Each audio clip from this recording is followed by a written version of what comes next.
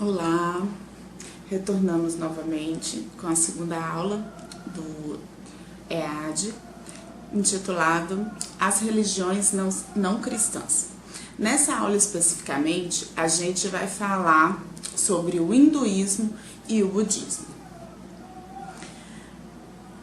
Deus, só relembrando um pouquinho a aula anterior, Deus, ele revela as suas leis através da humanidade em todos os tempos e por meio de emissários ou missionários que são enviados do mundo espiritual para o planeta Terra com a missão de nos esclarecer sobre pontos importantes que a gente já tem maturidade para apreender, o que é chamado pela gente como revelações.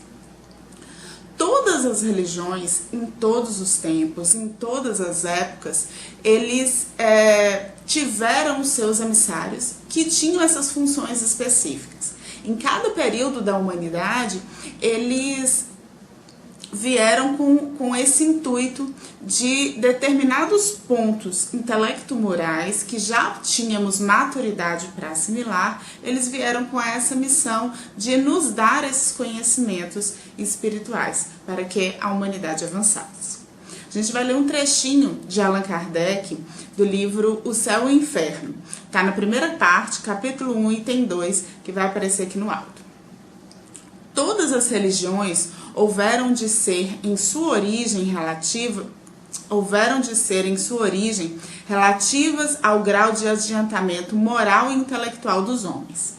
Estes, as materializados para compreenderem o mérito das coisas puramente espirituais, fizeram consistir a maior parte dos deveres religiosos no cumprimento de fórmulas exteriores. Como a gente falou na aula passada, muitas situações, muitas vezes o pouco entendimento ou o parco entendimento que tínhamos da questão religiosa, nos nossos deveres religiosos, fizeram com que achássemos que o dever religioso ou o cumprimento religioso, ele se daria através do cumprimento de deveres exteriores, ou seja, das manifestações religiosas de forma externa, o culto externo. Lembrando que quando a gente fala de lei de adoração, a adoração nossa deve ser um culto íntimo, um reconhecimento íntimo de gratidão a Deus, de gratidão à vida. Então, o culto deve ser feito no altar interior do ser, numa comunhão do espírito com o divino, com Deus. E ao longo do nosso avanço intelecto-moral, muitas vezes a gente meio que tropeçou, ou muitas vezes a gente se equivocou, achando que cumprindo os nossos deveres religiosos deveríamos cumprir algo externo, um reconhecimento externo, uma gratidão externa. E aí nos prendemos equivocadamente num culto religioso exterior, independente de religiões. Tá? Isso se cumpriu em diversas religiões. Desde a gente falando do catolicismo até agora a gente vai ver adentrando no hinduísmo e no budismo. A verdade é como a luz. O homem precisa habituar-se a ela pouco a pouco. Do contrário, fica deslumbrado. Isso está em O Livro dos Espíritos. Eu achei muito forte essa passagem, porque mostra que se Jesus ou qualquer outro emissário, mas nós, a partir da aula anterior, nós percebemos que todos os emissários que vieram, em certo momento, eles deram uma escorregadinha. O único que realmente foi totalmente correto, que foi totalmente puro e passou a mensagem de forma translúcida foi Jesus. E muitos poderiam questionar por que ele então não falou tudo. Primeiro, porque não tínhamos maturidade de entender. E por isso que muitas vezes ele falava por parábolas e depois houve a necessidade de vir o Espiritismo para que esclarecêssemos, inclusive cientificamente, questões que na época a gente não tinha condição de assimilar, como a questão da mediunidade e do magnetismo, que até hoje a gente não tem o completo conhecimento, uma vez que a gente já falou que a religião egípcia, que a civilização egípcia, oriunda de Capela, ela tinha um conhecimento de magnetismo até hoje muito superior ao nosso atual. A gente lembra, voltando na aula anterior.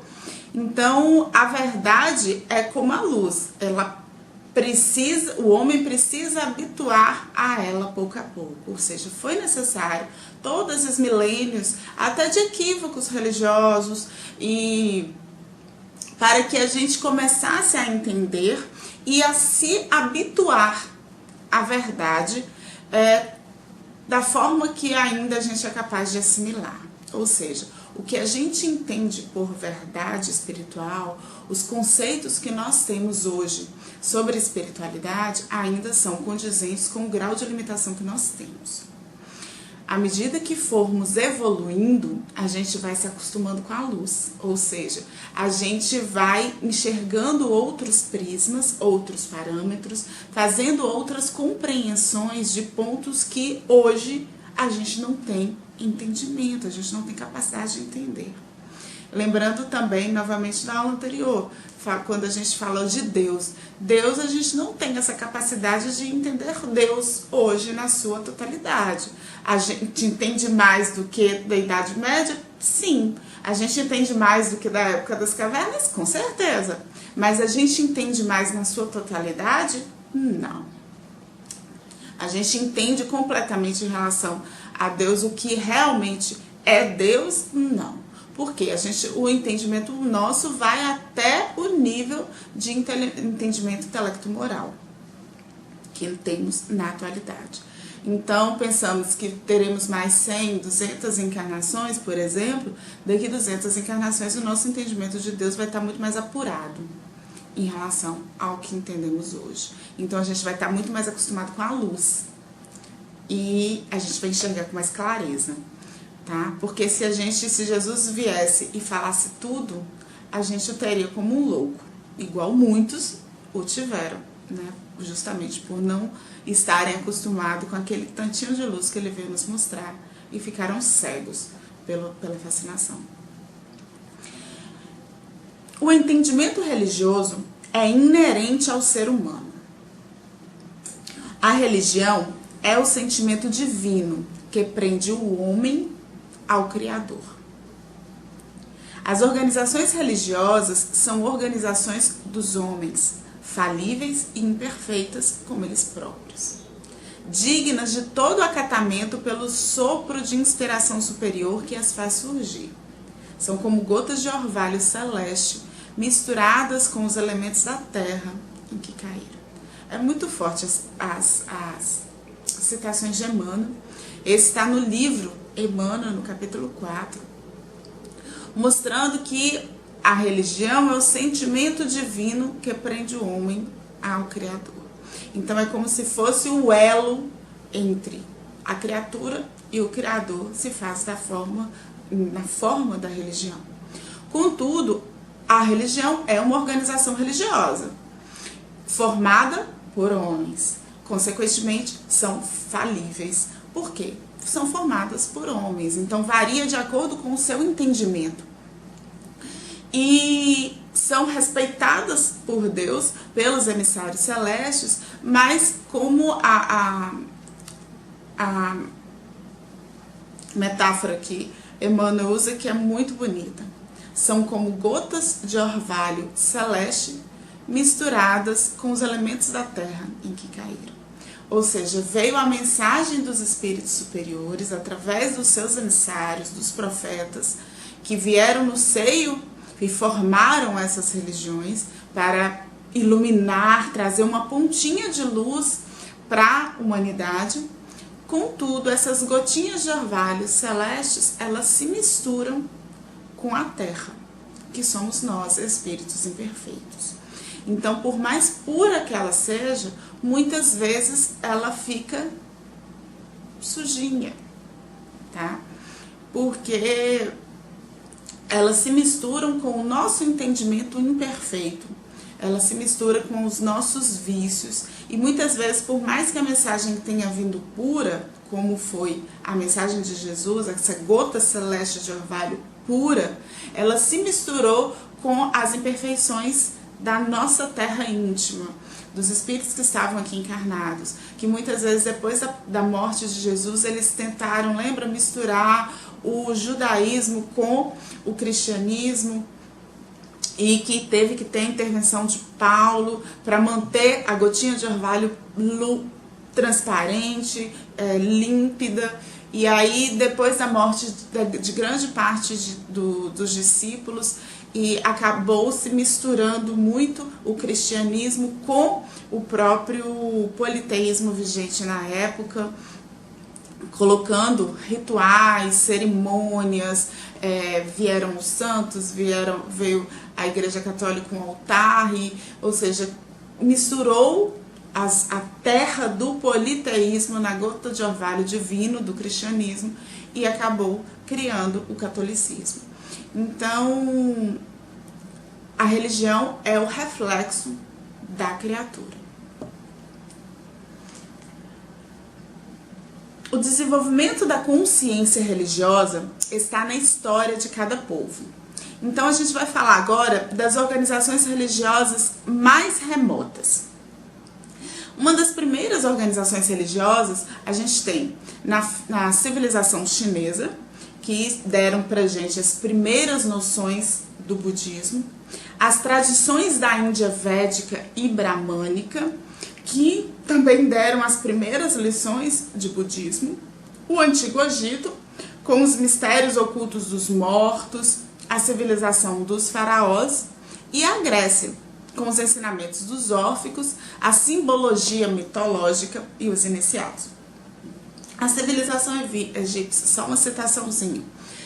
Lembrando que a civilização egípcia, na verdade, ela veio, os egípcios, eles vieram, foram aquelas civilizações terrícolas, ou seja, dos espíritos que eles se desenvolveram no próprio planeta Terra, e uma civilização com características muito marcantes, principalmente de disciplina. E foi nela, mesmo sendo antiga, foi uma civilização totalmente desenvolvida aqui na Terra, né? E foi nela que veio as primeiras noções de budismo. Ou seja, Buda foi um dos emissários celestes que veio com a intenção de passar os ensinamentos de Jesus, as noções dos ensinamentos cristãos para essa comunidade budista. Mas os princípios não os ensinos que Jesus trouxe, mas sim a parte moral de Jesus. Então, quando a gente fala, todos os emissários em várias religiões, eles trouxeram o que tem de comum com a religião, com a missão e os ensinamentos de Jesus Cristo, na verdade, foram os ensinos morais, tá? Todo o restante foi, de certa forma, as gotinhas da terra. Ou seja, na verdade, a poeirinha foi a terra daquela civilização, a cultura daquela civilização que acabou moldando aquele barro. Ou seja, os vícios, as práticas, as tradições daquela civilização, que não é de uma década, que são de milênios, que fizeram com que se misturassem com a mensagem divina que veio através de Buda, a gente viu através de Maomé, através de Francisco de Assis, misturou-se e formou um barro peculiar que foi a religião daquele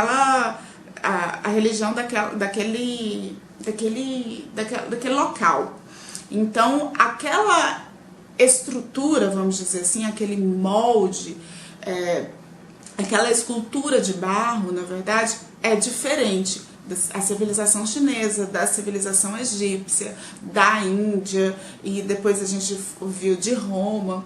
Por quê? Porque mesmo tendo os emissários que trouxeram a mensagem, que puderam, da forma que puderam passar de acordo com o nível evolutivo, o barro, a terra de cada civilização e de cada local era diferente. Então, saiu uma escultura diferente, tá? Com suas propriedades e suas culturas peculiares de cada região, transformando-se em várias religiões. Eu não sei se eu estou me fazendo entender. Falando das tradições da Índia Védica, então a gente falou de civilização egípcia, agora das tradições da Índia, Védica e Bramânica. Lembrando que na região da Índia veio a civilização hindu, que foi um dos primeiros civilizações que vieram em maior número de capela e uma das primeiras civilizações que se instalaram aqui. E que a partir dela, inclusive, que formou-se um braço que acabou se transformando na civilização ariana futuramente. Também nessas tradições índicas, nessas tradições da Índia, vieram também as lições do budismo.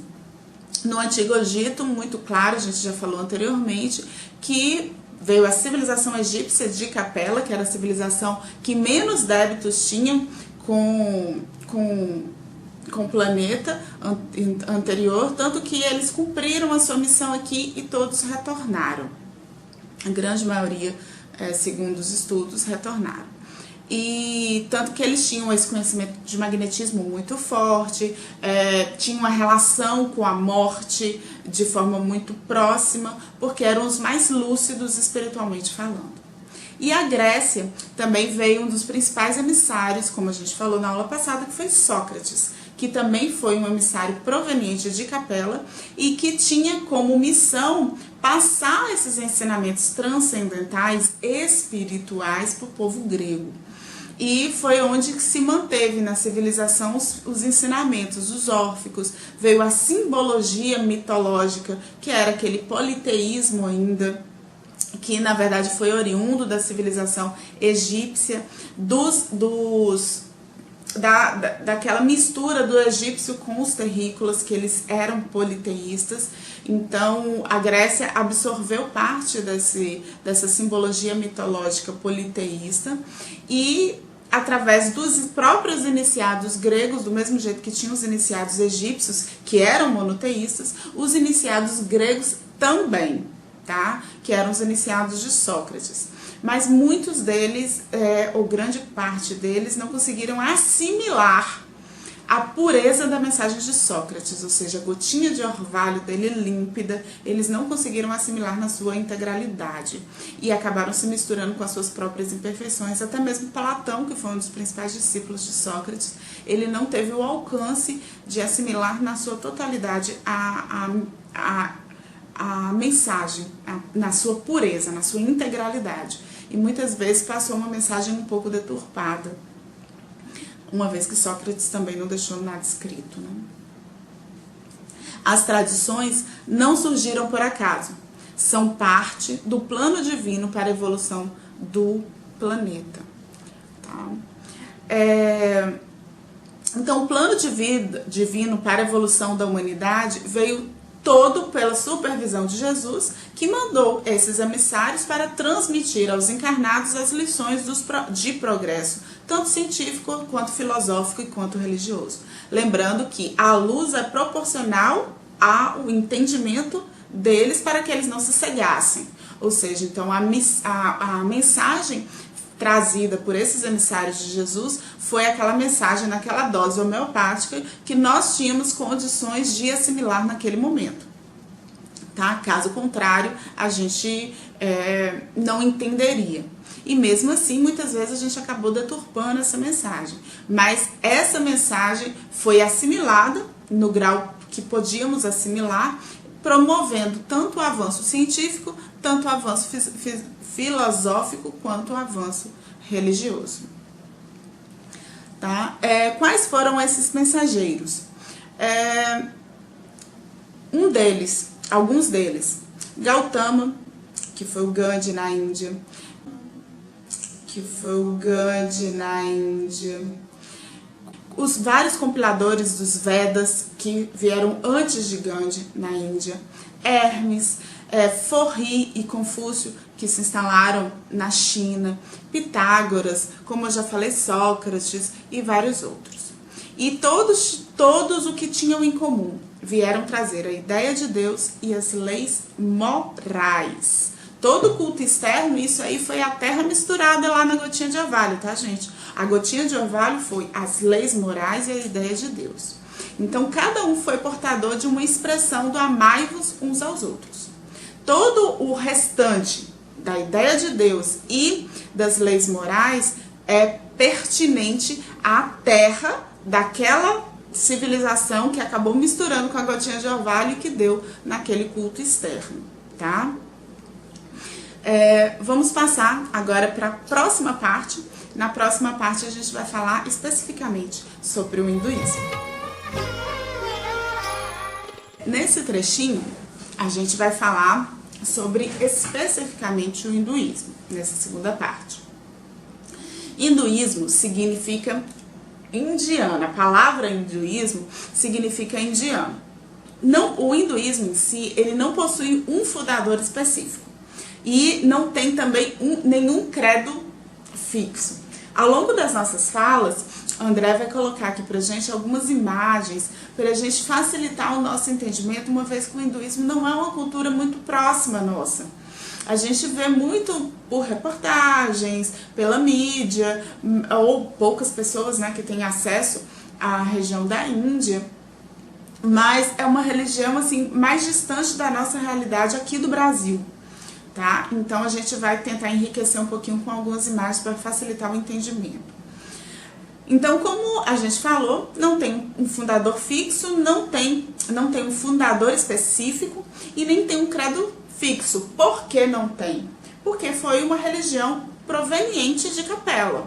Então, o hinduísmo em si foram ideias vindas de Capela por aquela civilização grandiosa que veio em maior número e que veio com muitas reminiscências e muita saudade do retorno ao orbe de Capela. Então, praticamente ela se mistura com a própria tradição daquela civilização que veio do orbe de Capela. Então tiveram sim os formadores, os compiladores dos Vedas, que foram vários sacerdotes e vários emissários divinos, que montaram os Vedas, que são os livros que falam de toda a parte moral. Mas não foi uma pessoa específica. Isso mostrando que é uma característica grupal desse grupo que veio de Capela. É uma religião atemporal pela capacidade de incorporar novos pensamentos e novas práticas religiosas. Mais uma vez, como o hinduísmo, como ele não tem um credo fixo, ou seja, ele não tem uma metodologia fixa, bem fechadinha, como se fosse o catolicismo, que tem os seus princípios lá, tem os seus dogmas, ele é todo construído e todo redondo em relação ao seu credo. O hinduísmo não. Ele acaba assimilando outros conceitos até de outros povos e faz com que no próprio hinduísmo tenha vários comportamentos religiosos. É óbvio que eles têm uma raiz central, ideias centrais, mas tem várias manifestações religiosas dentro de uma mesma religião. É muito curioso isso, até pra gente estudar, dá um certo nozinho na cabeça, porque assim, é muita religião dentro de uma mesma religião, sabe? Mas ele se desenvolveu na Índia há mais ou menos 3 a 4 mil anos. E ele abrange várias expressões religiosas, como eu estou querendo dizer. Ou seja, dentro do mesmo hinduísmo, que é uma religião, nós temos manifestações politeístas, que a crença em vários deuses. Nós temos manifestações monolatristas, ou seja, tem vários deuses, mas tem um deus principal. A gente tem manifestações panteístas, que a gente que entende que a gente faz parte de um todo, que Deus é um todo e a gente faz parte desse Deus. e tem manifestações animistas. Então, ou seja, parece antagônico nessas 4 manifestações, mas é a miscelânea do hinduísmo. Tanto que a partir dele vieram outras manifestações religiosas, como se fossem braços mesmo de outras manifestações religiosas, uma vez que ele é algo muito aberto, o hinduísmo.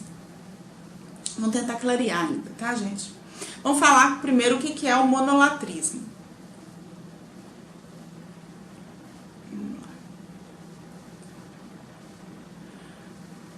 O que é o monolatrismo? É a adoração de um Deus único, o de mais importante, sem negar a existência de outros deuses. Lembrando que o politeísmo é a crença em vários deuses. O monolatrismo também acredita em vários deuses, porém tem o Deus principal, o Deus mais importante. Isso que é o monolatrismo. Então, o monolatrismo é como se fosse a interseção do politeísmo, que acredita em vários deuses, aí vem o monolatrismo, acredita em vários deuses, mas tem o Deus principal, e aí depois vem o monoteísmo, que é a crença em um Deus único. O panteísmo. O panteísmo é uma crença de que todas as coisas e seres são uma partícula divina, é uma partícula de Deus. Então, é como se a Terra, o universo, tudo isso é Deus. Inclusive, nós somos um pedaço, um átomo divino, uma partícula divina, tá? Isso é a crença do panteísmo. E o animismo os elementos da natureza são animados por espíritos que devem ser cultuados. A ideia mais simples que a gente tem é como se fosse... É quase uma crença dos indígenas primitivos, né? Que acreditam que os seres da natureza são... Os elementos da natureza são animados por espíritos. A crença celta também, que são...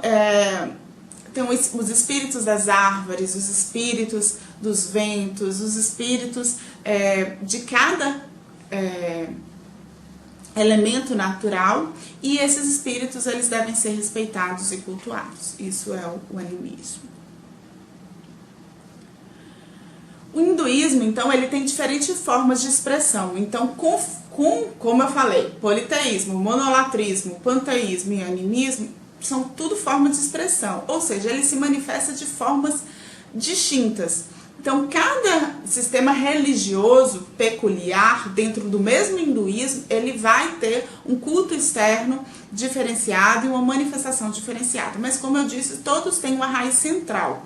E a raiz central, ou seja, todos têm a mesma base. Qual é a base comum da crença hinduísta para todas essas religiões? O sistema de castas, os princípios do karma e a adoração da vaca como animal sagrado. Então, assim, como todos essas seitas religiosas dentro do mesmo conceito hinduísta, cada um se manifesta de uma forma, uma vez que alguns são anímicos, outros são politeístas, outros monolatristas e outros panteístas. Então, a manifestação vai ser variada, dessa manifestação religiosa. Mas todos acreditam no sistema de castas. O que é o sistema de castas? A gente vai colocar aqui uma ilustração para denominar aquela pirâmide.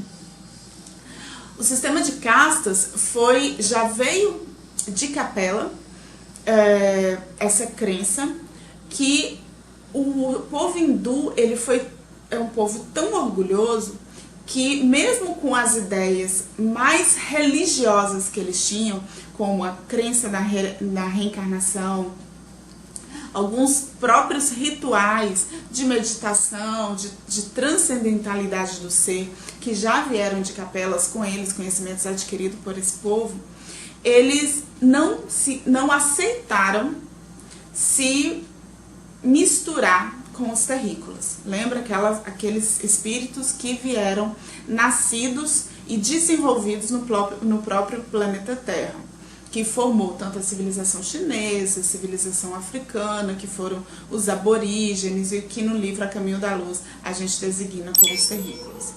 Então, formou-se então o sistema de castas. Esse orgulho, essa dificuldade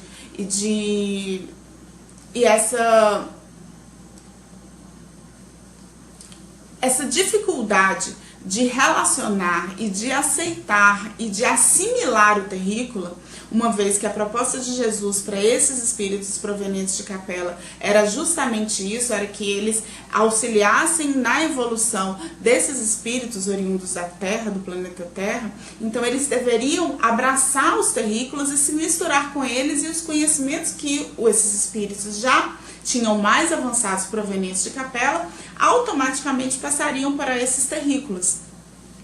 E eles auxiliariam esses espíritos daqui da Terra e, consequentemente, eles retornariam mais rapidamente ao planeta de origem, ao orbe de Capela. Contudo, esses espíritos hindus provenientes de Capela, eles perceberam a diferença de avanço intelecto-moral deles em relação aos terrícolas, que realmente eram os espíritos mais primitivos. Mas o objetivo deles era, como espíritos mais avançados, ajudarem esses espíritos mais atrasados. Porém, o orgulho que eles também trouxeram de Capela impossibilitou que houvesse uma absorção desses espíritos na sua civilização hindu de forma natural e fraterna. Então, eles acabaram montando o sistema de castas, designando quem era hindu proveniente de Capela e quem eram os aborígenes, ou quem eram aqueles espíritos daqui do planeta, os terrícolas originais, que jamais se misturariam pelo nível de avanço intelecto-moral. E aí se formou o sistema de castas, tá? Que os párias são aqueles mais baixos, são aqueles que, mesmo reencarnando outras vezes, ele sempre vai ser um pária. Ele sempre vai reencarnar como pária, deixando bem claro a ideia de que aqueles terrícolas, por mais que eles reencarnem, eles sempre vão ser uns terrícolas e sempre vão estar abaixo daqueles oriundos de outros planetas, que é no caso do hindu, que são, por exemplo, os brahmanes, que são os de mais alta casta. E ao longo de várias reencarnações na Índia, e essas castas, elas foram cada vez mais segmentadas e especificadas.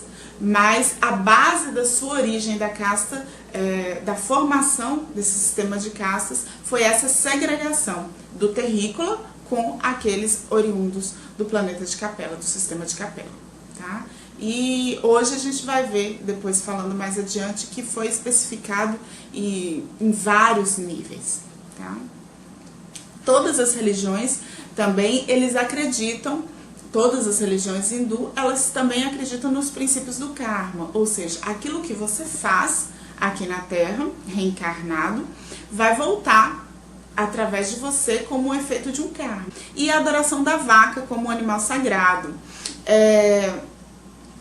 Lembrando que essa teoria da mente em psicose, que muitas vezes vieram também desses povos de Capela, de que a gente pode reencarnar no animal, isso a gente já falou na aula passada, só relembrando, que foi porque os corpos dos orbes que eles habitavam eram muito mais sutis do que o nosso. Então, quando esses espíritos reencarnaram aqui na Terra, eles sentiram esse impacto da reencarnação num corpo muito mais grosseiro em relação ao que eles tinham no orbe anterior. Então, eles sentiram como se eles estivessem reencarnando em corpos de animais. Tamanha era a inferioridade em relação aos outros corpos que eles habitavam em outros orbes, que eram corpos mais sutis. E aí veio a sensação da ideia de poder reencarnar em corpos de animais. Mas, na verdade, eram por conta da diferença do planeta e, consequentemente, dos corpos e dos níveis evolutivos de um orbe mais superior para um orbe mais inferior, que no caso foi o planeta Terra. A gente vai falar agora das castas. Vai ter um triângulozinho aqui para a gente ilustrar o que é as castas. A ponta do triângulo lá em cima são os espíritos mais evoluídos, segundo os conceitos hinduístas, que são os sacerdotes e os brahmanes. Depois vem os guerreiros, depois os agricultores, comerciantes e artesãos, e a base da pirâmide, ou seja, a ralé, é os servos e os párias.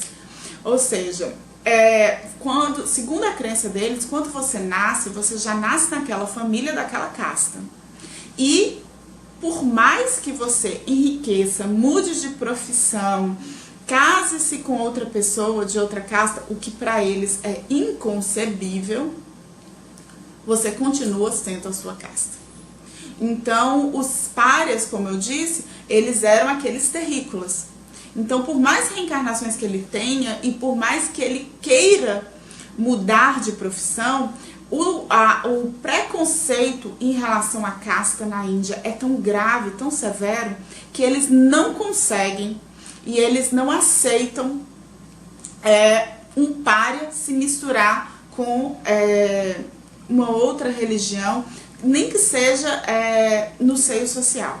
Porque não é só um sistema religioso. Esse sistema de casta, ele permeia todos os prismas da sociedade, ou seja, ele permeia a parte econômica, a parte social, a parte laboral, ou seja, os piores serviços são destinados aos párias. Então, serviços de limpar banheiros, de limpar o chão da rua, então todos os serviços que é considerados os piores, mais vulgares, são designados à casta dos párias. E os serviços mais intelectualizados e, consequentemente, com melhor remuneração, são designados para aqueles membros da sociedade das castas específicas. Hoje tem vários níveis de castas, mas a base é sempre essa base piramidal, onde o topo vão ser sempre os sacerdotes, os brahmanes, e a base sempre será os párias. Tá? Então, um pária, ele não se casa com uma outra moça, um outro rapaz de uma outra casta, porque há uma segregação social em cima disso. Então é algo muito mais grave, muito mais intrínseco na civilização hindu, tá? Que chega a ser um paradoxo em relação a todo o conceito de reencarnação que eles possuem, todo o conceito, até o adiantamento moral dos ensinos que eles trouxeram de Capela. Quando eles instituíram esse sistema de casta, deixou bem chancelado o nível de orgulho que eles tinham dos conhecimentos que eles adquiriram e da origem que eles tinham, que eram vindos de Capela, não se misturando e não aceitando essa fraternidade que proposta por Jesus, assimilando esses espíritos terrícolas. Então, e isso é um sistema que se perdura até hoje, de forma muito intrínseca na civilização da Índia. Então, essa civilização deu origem a especificações tão detalhadas que, surpreendentemente, no início do século XX, existiam cerca de 3.000 castas. Então, a casta, gente, é uma discriminação. E tudo que é uma discriminação vai contra a lei de fraternidade. Simples assim, entendeu? Então, toda vez que a gente segrega, que a gente especifique, que a gente discrimina algo, a gente está indo de encontro com a lei de fraternidade e a lei de igualdade, né, que é uma lei divina. Então, essa é uma das grandes falhas do hinduísmo, da civilização hinduísta. A gente vai dar uma pausa agora e a gente volta no próximo vídeo falando sobre a ordem reencarnatória aqui na Terra.